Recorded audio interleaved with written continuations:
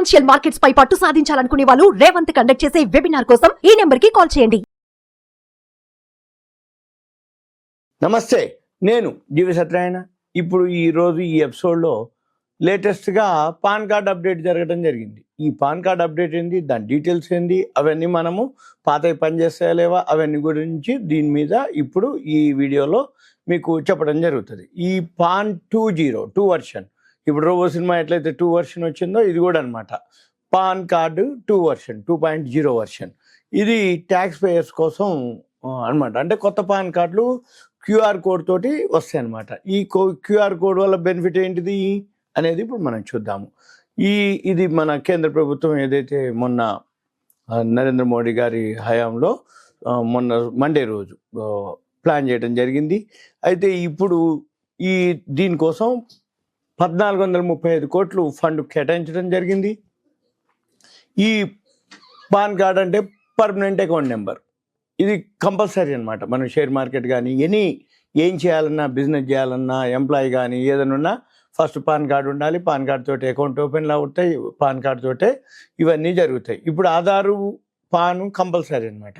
అయితే ఇప్పుడు ఆధార్ ఎట్లయితే కంపల్సరీ అయిందో, క్యూఆర్ కోడ్ ఏదైతే ఉందో, ఇప్పుడు పాన్ కార్డుకు క్యూఆర్ కోడ్ తోటి. అయితే ఇప్పుడు ఆల్రెడీ కొత్తగా ఎవరైతే అప్లై చేస్తారో వాళ్ళకి క్యూఆర్ కోడ్ తోటే వచ్చేస్తాయి కొత్తవి. ఇక పాత వాళ్ళు ఎవరైతే ఉన్నారో వాళ్ళు పాతది వాడుకోవచ్చు. ఇప్పుడు వాళ్ళు ఎవరైతే ట్యాక్స్ పేయర్లు ఉన్నారో వాళ్ళకి క్యూఆర్ కోడ్ తోటి కొత్తవి వస్తాయి. అవి టైం పడుతుంది, వస్తాయి. కాబట్టి మనమేమి మళ్ళీ చేయాల్సిన అవసరం లేదు. సేమ్ నెంబరు సేమ్ అంతా, కాకపోతే క్యూఆర్ కోడ్ తోటి మనకు కొత్తగా అప్డేట్ అవుతుంది అన్నట్టు. అయితే దీనికోసానికి ఇప్పుడు ట్యాక్స్ పేయర్ల కోసం మెరుగైన సర్వీసులు అందించడం కోసం ఈ కార్డు హెల్ప్ అవుతుంది అనమాట. అయితే ఇది ఆల్రెడీ ఇది ప్రభుత్వ ఏజెన్సీలకు అన్ని డిజిటల్ సిస్టంలో మన పాన్ కార్డ్ని చేయటానికి ప్రాజెక్ట్ అనమాట ఇది. దీనికోసానికి ఏంటిది అంటే ఆర్థిక వ్యవహారాల మంత్రి మొన్న ఏర్పాటైన మంత్రివర్గ సమావేశం, దాంతో ఆమోద ముద్ర వేయటం జరిగిందని ప్రసార శాఖ మంత్రి అశ్విన్ వైష్ణవ్ గారు తెలపడం జరిగింది. అయితే ఇది ఏదైతే పాన్ కార్డు మనము సర్వీసెస్ అంటే ఏంది, పన్ను చెల్లింపుదారుల రిజిస్ట్రేషన్ సేవలు కానీ ఇదంతా సాంకేతికంగా మార్పు చేయటం సులువుగా పని అవుతుంది అనేది, వేగంగా మెరుగైన నాణ్యతతోటి సర్వీసెస్ అందించడానికి వీలవుతుందని భావిస్తున్నారు. అయితే ఇప్పుడు వచ్చే కొత్త కార్డులన్నీ క్యూఆర్ కోడ్ తోటి మనకి రావడం జరుగుతుంది. అయితే ఆల్రెడీ ఎవరైతే అంతకుముందు ఇప్పుడు ఫ్రెష్గా ఎవరైతే అప్లై చేస్తున్నారో వాళ్ళకి క్యూఆర్ కోడ్ తోటే కొత్త ఇష్యూ చేస్తారు. ఇక తర్వాత దీని కింద ఏదైతే మళ్ళీ మనము పాత వాళ్ళు ఎవరైతే ఉన్నారో మళ్ళీ అప్లై చేయాల్సిన అవసరం లేదు. కానీ వాళ్ళకి మళ్ళీ అప్గ్రేడ్ చేయటం కానీ మళ్ళీ వచ్చేస్తాయి అన్నమాట కొత్తవి. ఇది దీంట్లో ఏదైతే ఉందో దీంతో పాటుగా వీళ్ళు చేయడం జరిగింది. అంటే దీనికి సంబంధించి మళ్ళీ నెక్స్ట్ అసలు పాన్ కార్డులో 10 అంకెలు ఉంటాయి. ఉదాహరణకి ఫస్ట్ 5 లెటర్స్ ఉంటాయి, మళ్ళీ తర్వాత 4 అంకెలు ఉంటుంది, మళ్ళీ ఒక లెటర్ ఉంటుంది. టోటల్గా 10 అంకెలతోటి మనకి పాన్ కార్డు ఉంటుంది. ఇది మన ఇండివిజువల్గా బిజినెస్ కానీ ఏం చేయాలన్నా pan card compulsory. Permanent account number, suppose partnership కానీ ఏదైనా ఫండ్స్ ఉంటే మళ్ళీ వాటికి వేరే కార్డు ఇష్యూ చేయడం జరుగుతుంది. అయితే దీంతో మనం ఆర్థిక కార్యకలాపాలు కానీ, బ్యాంకుల్లో ఖాతా తెరవటం కానీ, పెట్టుబడులు పెట్టడం కానీ, స్థలాలు కొనుగోళ్ళు, వడ్డీ లావాదేవీలు, దేనికైనా ఆర్థిక కార్యకలాపాలకు సంబంధించి ఏదైతే ఉందో పాన్ కార్డు అనివార్యం అనమాట. అయితే ఇది పన్ను అధికారులు, ఇతర ప్రభుత్వ సంస్థలు ఈ కార్డుని ఆధారంగా మన యొక్క సమాచారం ఏదైతే ఉందో దాన్ని ట్రాక్ చేస్తారు. అయితే పాన్ కార్డు కోసం సింపుల్గా అప్లై చేసుకోవచ్చు కొత్త వాళ్ళకి. ఇది ఇంటర్నెట్ ద్వారా కూడా మనము అప్లై చేయొచ్చు అనమాట. అయితే ఇప్పుడు 1435 కోట్లతోటి పాన్ 2 వర్షన్ అనమాట మొదలుపెట్టడం జరిగింది. ఇది ఎప్పుడైతే ప్రధానమంత్రి మోదీ గారి ఆధ్వర్యంలో ఏర్పాటైన మంత్రివర్గం CCEA అంటారు, వాళ్ళు ఇది అమలు చేయనున్నట్లుగా సమాచార ప్రసారాల మంత్రి అశ్విని వైష్ణవ్ గారు తెలపడం జరిగింది.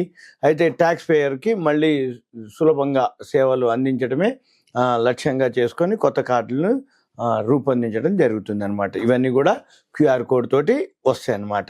ఇక తర్వాత ఇది ఏవైతే ఉన్నాయో ప్రస్తుత పాన్ కార్డులు ఉన్న వాళ్ళు అలానే ఉంటాయి, అవి పనిచేస్తాయి. మళ్ళీ కొత్త కార్డులు ఎవరైతే ఇన్కమ్ ట్యాక్స్ పేయర్స్ ఉన్నారో వాళ్ళందరికీ కూడా మళ్ళీ కొత్త కార్డులు ఇష్యూ చేయడం జరుగుతుంది. అయితే పాన్ 2 వర్షన్, పాను, ట్యాను ఇవన్నీ కూడా అప్గ్రేడ్ చేయడం జరుగుతుంది. అయితే ఇవన్నీ కూడా ఈ పాన్ కార్డు వలన ఈ సేవలన్నీ కూడా ఒక దగ్గరే ఉంటాయన్నమాట, ఏకీకృతం చేస్తారనమాట. అప్పుడు నిర్దిష్ట ప్రభుత్వ ఏజెన్సీలన్నీ కూడా డిజిటల్ సిస్టంలోకి రావటం జరుగుతుంది. అప్పుడు ఈ పాన్ కార్డ్ని కామన్ ఐడెంటిఫికేషన్గా ఉపయోగించాలనేది దీని యొక్క లక్ష్యం అనమాట. అంటే ఏంటిది, ఆధారు, పాను ఏదైతే ఉందో స్కాన్ చేయగానే మనకి పని అయిపోతుంది అనమాట. అంటే ఏంటిది, మెరుగైన నాణ్యతతో సులువుగా వేగంగా సేవలు అందించటం, తర్వాత ట్రూత్ నిజమైన డేటా కన్సిస్టెన్సీకి సింగిల్ సోర్స్ అనమాట. ఇది ఎకో ఫ్రెండ్లీ, కాస్ట్ ఎఫిషియన్సీ, తర్వాత మౌలిక సదుపాయాల భద్రత మరియు ఆప్టిమైజేషన్లో మరింత చురుకుదనంతో ఉండడం కోసం అనమాట. అయితే ఇప్పటి వరకు ఏవైతే ఉందో ఆర్కిటెక్చర్ ఐటీ సిస్టమ్ అప్గ్రేడ్ అవుతుంది. ఇప్పుడు దీనివల్ల ఏంటిదంటే డూప్లికేషన్ తగ్గించటం, క్రాస్ సెక్షన్ వెరిఫికేషన్, సులభంగా అథెంటికేట్ చేయటం, డిజిటల్ యూటిలిటీని మెరుగుపరచడం వల్ల ఈ ప్రాజెక్టు అంటే దీన్ని డిజిటల్ ద్వారా మెరుగుపరచాలనేది ఈ ప్రాజెక్ట్ యొక్క లక్ష్యం అనమాట. అయితే ఈ కొత్త సిస్టమ్ అప్గ్రేడ్ చేయటం వల్ల ఈ కొత్త దరఖాస్తులపై ఎక్కువగా ప్రభావం చూపిస్తుంది అన్నట్టు. అయితే ఇప్పటికే పాన్ కార్డు కలిగి ఉన్నవారు మళ్ళీ మనము అవసరం లేదు, అప్లై చేయవలసిన అవసరం లేదు. కాకపోతే ఇప్పుడు ఇక వెయిట్ చేయటం తప్ప ఏం లేదు. వెయిట్ చేస్తే మళ్ళీ క్యూఆర్ కోడ్ తోటి మనకి వస్తాయి అనమాట. అయితే ఈ పాను, జిఎస్టీ, సిఏఎన్ ఎవరైతే కలిగి ఉంటారో, అంటే ఏదైనా బిజినెస్ కానీ వృత్తిలో కానీ వాళ్ళు ఏదైతే చేయదలుచుకున్నారో ఈ పాన్ 2.0 సిస్టమ్ని మార్చే అవకాశం ఉందన్నమాట. ఈ పాన్ 2.0 కింద విశిష్ట సంఖ్య వేగవంతమైన మార్గంలో జారీ చేయనున్నట్లు తెలుస్తోంది. ఎందుకంటే ప్రతిదీ డిజిటల్ రూపంలో ఉంటుంది కాబట్టి ప్రస్తుతము ఆన్లైన్లో కూడా పాన్ కార్డు కోసం దరఖాస్తు చేసుకునే వెసులుబాటు ఉంటుంది. సింపుల్గా చెప్పాలంటే అన్ని వ్యాపారాలు, ప్రొఫెషనల్స్కి ఆధార్ లాగా పాన్ కార్డు కూడా ఉంటుంది అనేది అనమాట. ఇది సింపుల్గా మనము ఈ పాన్ కార్డు ఏదైతే ఉందో అంటే జనరల్గా ఇదంతా సమీకృత వ్యవస్థ కింద ఏకీకృతం చేస్తుంది. దీనివల్ల ఈ అప్డేట్ వల్ల వాణిజ్య రంగానికి చాలా కాలంగా డిమాండ్ ఉంది. ఈ పాన్ డేటా వాల్ట్ని కూడా పరిచయం చేయటం, దీని కింద పాన్ డేటా స్కేల్ని చేసి తప్పనిసరిగా పరిగణించటం, అలా చేయటం ద్వారా వినియోగదారుల డేటా బాగా భద్రంగా ఉంటుందన్నమాట.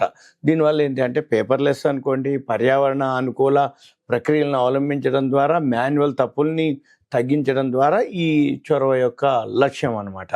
అయితే ఈ సవరించిన పాన్ కార్డు, పాత పాన్ కార్డుకి దీనికి ఏముంటుందంటే క్యూఆర్ కోడ్ ఉంటుంది. దీనివల్ల ఏమవుతుంది, స్కాన్ చేయగానే మన యొక్క ఆన్లైన్ కార్యక్రమాలు స్టార్ట్ చేయడం జరుగుతుంది.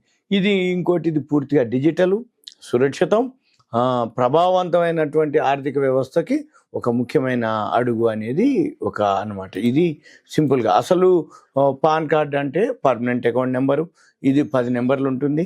ఇది ఆదాయ పన్ను చట్టం ప్రకారం 1961 ప్రకారం గుర్తింపబడ్డటువంటి న్యాయబద్ధమైన ఎంటిటీసీకి జారీ చేయబడుతుంది. ఇది Indian income tax and department జారీ చేయడం జరుగుతుంది. ఇది గుర్తింపు పత్రంగా ఉపయోగపడుతుంది. ఎక్కడికైనా వెళ్ళండి, ఏదైనా అనగానే పాన్ కార్డు నెంబర్ ఉంది అంటే ఎన్ఎఫ్ పాన్ కార్డు చూపిస్తే మీ యొక్క ఐడెంటిటీని తెలుపుతుంది అనమాట. అంటే బ్యాంక్ అకౌంట్ స్టార్ట్ చేయటం కానీ, ఇన్కమ్ ట్యాక్స్ పరిధిలోకి రావటం కానీ, శాలరీలు కానీ, ఏదైతే బోధనా రుసుములు తీసుకోవటం కానీ, పరిమితి మించి మనం ఏదైతే కొనుక్కున్నా అమ్ముకున్నా ఆస్తుల యొక్క దాదాపు అన్ని ఆర్థిక లావాదేవీలకు ఈ సంఖ్య అనేది మనం తెలియజేయాల్సిన అవసరం ఉంటుంది కంపల్సరీ. దీని యొక్క ముఖ్యోద్దేశం ఏంటిది, అధిక విలువ కలిగిన వ్యక్తుల యొక్క ఆర్థిక లావాదేవీలను పసిగట్టి తద్వారా పన్ను ఎగవేతలను అరికట్టడం. ఇది అన్నమాట మెయిన్ కంటెంట్. ఈ శాశ్వత ఖాతా అంటే పర్మనెంట్ అకౌంట్ నెంబర్ ఏదైతే సంఖ్య ఉందో అది యూనిక్, జాతీయం, శాశ్వతం. ఈ సంఖ్య కలిగిన వారు చిరునామా అంటే దేశంలో ఎక్కడైనా ఏ రాష్ట్రంలో స్టేట్, విలేజ్ అనేది లేదు. ఏ రాష్ట్రంలో మారినా ఇండియా మొత్తంలో, వరల్డ్ మొత్తంలో అంటే మన ఇండియా ఉన్న వాళ్ళు ఎక్కడికి పోయినా ఒక్కటే నెంబర్ తోటి మీకు సరిపోతుంది. ఈ నెంబర్ మాత్రం మారదు మన ఇండియాలో ఎవరైతే ఉన్నారో. ఇదంతా కూడా పాన్ కార్డు ఏదైతే సంబంధించిన ఇన్ఫర్మేషన్, ఇదంతా కూడా మీకు ఒక అవేర్నెస్. పాన్ కార్డ్ అప్డేట్ అవుతుంది, దాని గురించి వివరణ అనేది తెలుసుకోవటం కోసం. సుమన్ టీవీ ప్రేక్షకులకు ధన్యవాదాలు. Thank you. సెలవు.